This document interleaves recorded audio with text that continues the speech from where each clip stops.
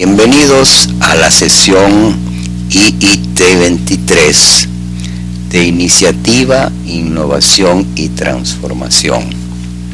En ella vamos a presentar, en términos muy sencillos, lo que generalmente se entiende la democrática, más prepararnos para un análisis de su funcionamiento, que tendrá lugar en la próxima sesión. Introducción. Hay diferentes tipos de sociedades democráticas según sean componentes de esa sociedad y a que se dedica. Por ejemplo, un club social puede ser una sociedad, tener miles de miembros y gobernarse por un sistema democrático. La organización de los empleados de una gran compañía puede ser otro ejemplo, si operase por métodos democráticos. El tipo de sociedad que vamos a considerar en esta ocasión es uno de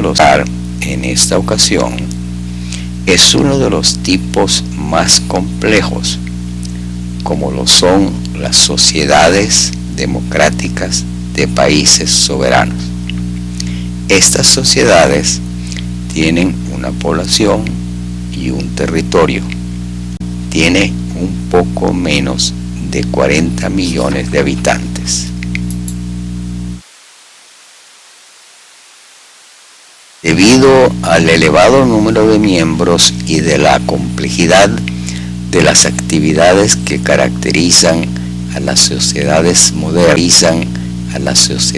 modernas, es preciso que cada quien aprenda y sepa cómo comportarse en ese medio. Con el paso del tiempo, las tradiciones, las costumbres, la educación y las leyes estabilizan un comportamiento social adecuado, de tal forma que el bienestar, la libertad, la seguridad, la propiedad y la convivencia armoniosa de sus miembros se vean considerados, protegidos y mejorados. Mientras que las tradiciones y costumbres pueden variar en las diversas regiones del país, las leyes nacionales no solo son válidas para todo el territorio, sino en cuenta los tratados que la nación ha firmado con otras naciones. Particularmente importante para los habitantes de cualquier país es que éste sea miembro de las Naciones Unidas, con lo cual ha reconocido y aceptado la validez de los derechos humanos para su territorio. Cada país puede reconocer derechos humanos adicionales, pero es esencial que cada habitante conozca los derechos humanos por las Naciones Unidas. Para su conveniencia, en la segunda lámina se incluye un enlace que lleva a un audio en castellano y para un documento de esos derechos. No deje de utilizarlos.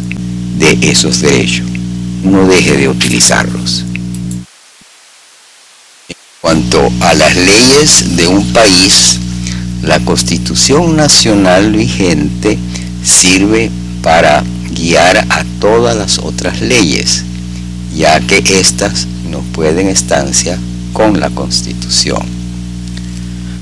Contenido es útil y debería ser conocido por todos los habitantes. Para su conveniencia, en la lámina 2 se incluye un enlace a la Constitución vigente en Venezuela. Para que la sociedad pueda funcionar armónicamente, es preciso tener una organización cuya obligación sea vigilar que la Constitución y las demás leyes se cumplan y, además, que se fomente el bienestar, la seguridad, la propiedad y la convivencia armónica de la población. Esa organización es el gobierno, también llamado Estado. Es esencial saber, entender y recordar que el gobierno es una organización financiada por la población que le cumple el servicio de vigilar el cumplimiento de la Constitución y demás leyes, y al mismo tiempo fomentar el bienestar, la libertad, la seguridad, la propiedad y la convivencia armónica de la población. Lo anteriormente expresado tiene una aplicación directa en cuanto a de las personas que van a ser elegidas o designadas para actuar dentro del gobierno. Sencillamente, si no se reconoce o no se confirma en ellas la vocación de servicio, es preciso evitar que formen parte del gobierno. La estructura gubernamental se define en la Constitución. Generalmente el gobierno está constituido por y legislativo. En Venezuela se han añadido dos poderes adicionales, el ciudadano y el electoral. Poder ejecutivo. El ejecutivo se encarga de preparar un plan o una programación para el desarrollo de la nación y de administrar su ejecución. La administración pública tiene a su cargo poner en contacto directo a la ciudadanía con el poder político al satisfacer los intereses colectivos de forma inmediata a través de la figura de los servidores públicos. De manera especial, entre esos intereses públicos, la defensa de la vida y de los bienes de los habitantes, dentro del territorio nacional. Servidores públicos de mayor relevancia y responsabilidad en el Poder Ejecutivo son el Presidente de la República. En Venezuela, la autoridad máxima del Poder Ejecutivo es el Presidente de la República. En países con el sistema parlamentario, la autoridad máxima es el Primer Ministro.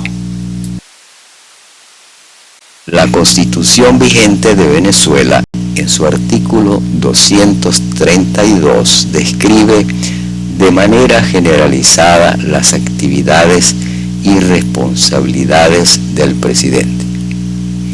Él es responsable de sus actos y del cumplimiento de las obligaciones inherentes a su cargo. Está obligado a procurar la garantía de los derechos y libertades de los venezolanos, así como la independencia, integridad, soberanía del territorio y defensa de la República. Poder Judicial. El Poder Judicial se encarga de interpretar las leyes, solucionar las disputas legales, castigar a aquellos que violen las leyes, proteger los derechos individuales que la Constitución señala, determinar la inocencia o culpabilidad de los acusados de crímenes y actuativo y legislativo. En Venezuela, la autoridad superior del Poder Judicial es el Tribunal Supremo de Justicia. A este le corresponde la responsabilidad de la dirección el gobierno y la administración del Poder Judicial, de los tribunales de la República y el ejecutar o hacer ejecutar las sentencias. El poder legislativo. El poder legislativo de las sociedades democráticas de países tienen funciones semejantes, pero no iguales. En el caso de Venezuela, las funciones del Poder Legislativo, representado por la Asamblea Nacional, pueden dividirse en 1. Legislar. 2. Controlar el gobierno y la administración pública. Y 3. Mantener contacto con los ciudadanos de las diversas circunscripciones que por elección ha determinado a sus miembros. A continuación se presentan las funciones más resaltantes de este poder. En cuanto a legislar, la Asamblea Nacional se encarga de aquellas leyes que tienen que discutir y aprobar el presupuesto nacional, los proyectos tributarios, las líneas generales del proyecto económico y social que fuese presentado por el presidente de la República y proponer enmiendas y reformas a la Constitución. En cuanto a controlar al gobierno y la administración pública, la Asamblea Nacional se encarga de dar voto de censura para el vicepresidente y para los ministros, estudiar las cuentas que presentan anualmente los ministros, autorizar los viajes al exterior del presidente de la República, aprobar tratados o contratos con entes foráneos, aprobar créditos adicionales, autorizar el nombramiento del Procurador General de la República y velar por los intereses y la autonomía de los estados.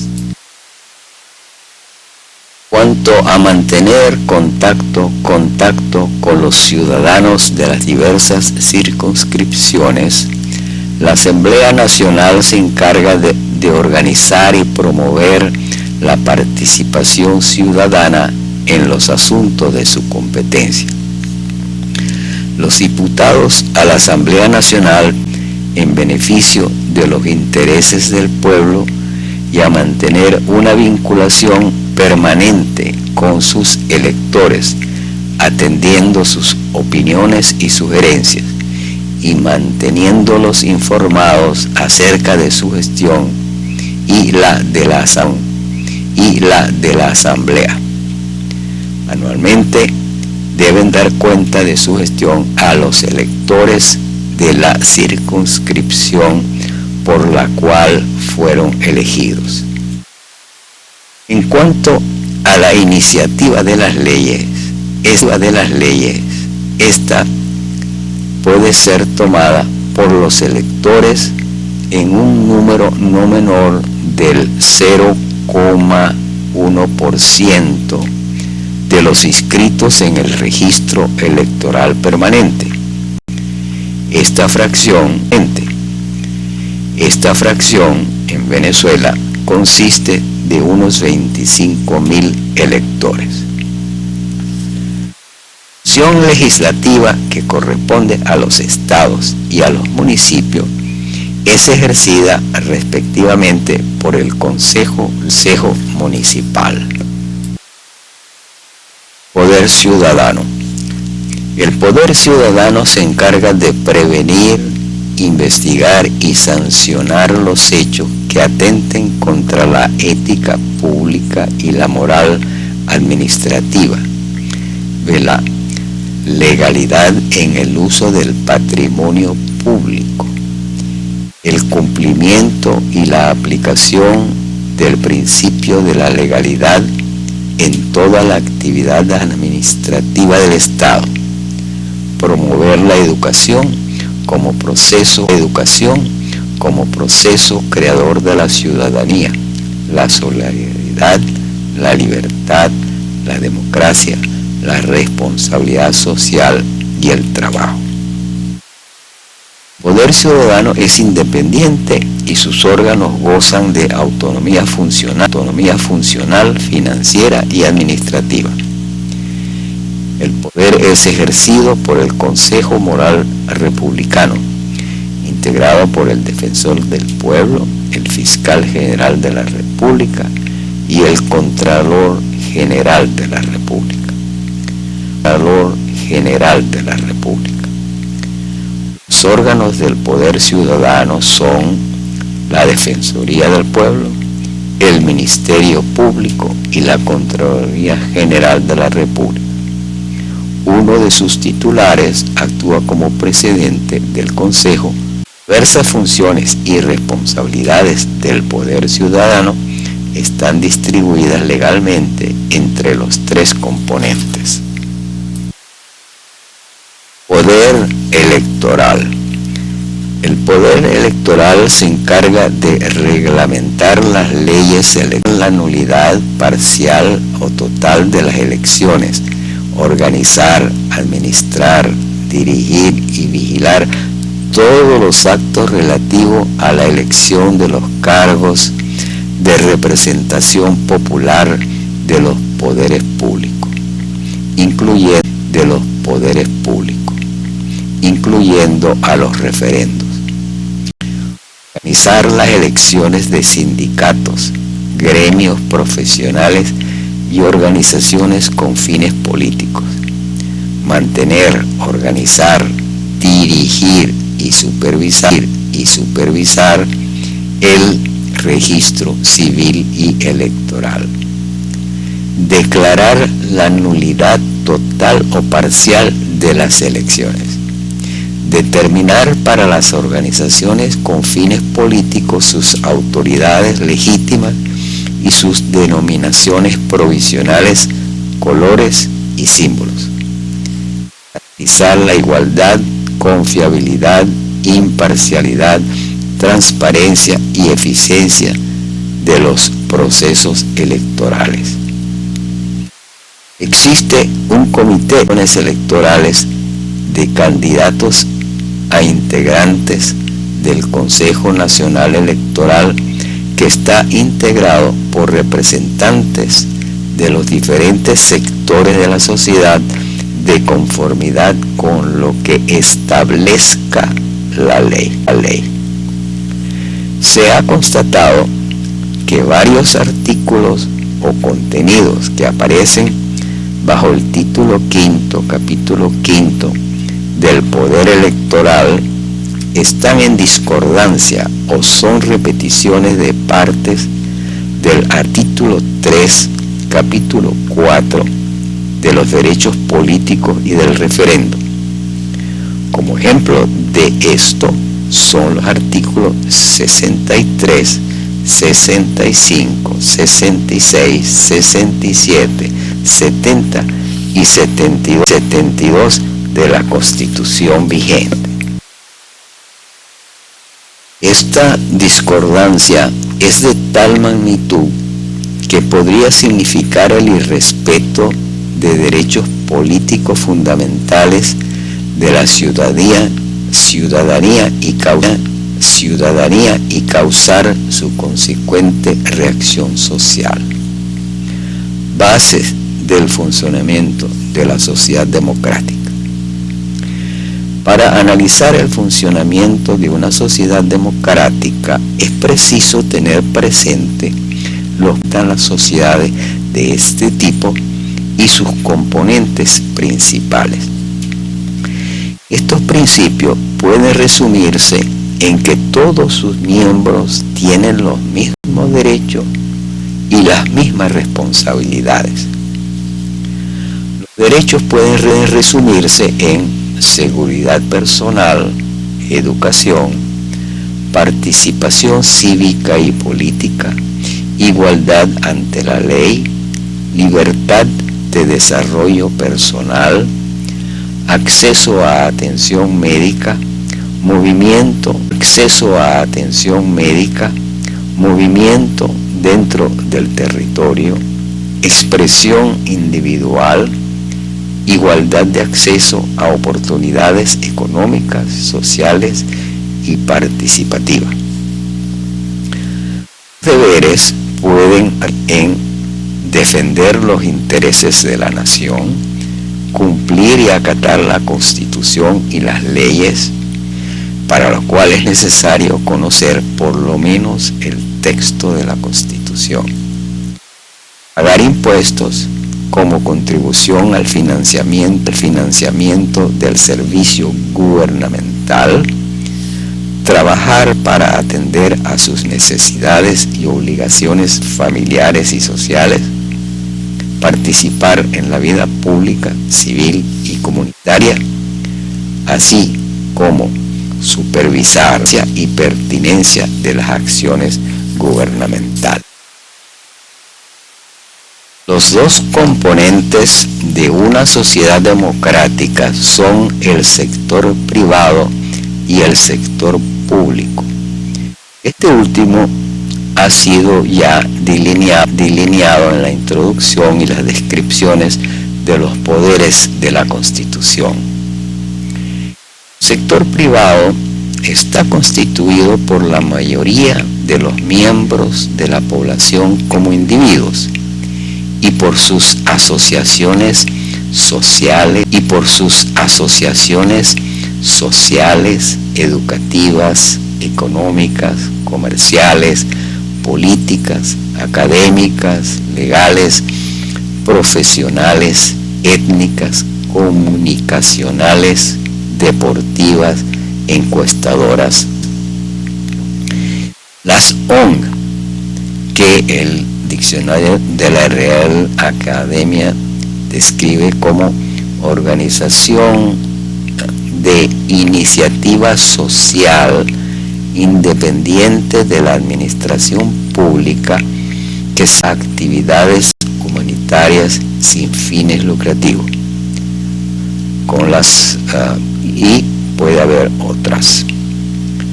Estos constituyentes producen un tramado de acciones, ideas, iniciativas y opiniones que, en su conjunto, representa la capacidad de la sociedad para producir bienes, informar al público, introducir iniciativa, expresar críticas o sugerencias, corregir actuaciones y ejercer el voluntariado. Su importancia radica en ser el agente capaz de incrementar constantemente y sin costos el capital humano y social de todos sus miembros. Ha terminado la sesión 23 de Iniciativa, Innovación y Transformación. En la próxima sesión, la 24, identificaremos los factores que tienden la tendencia de favorecer el buen funcionamiento de una sociedad democrática, para luego analizar posibles recomendaciones para la sociedad venezolana actual.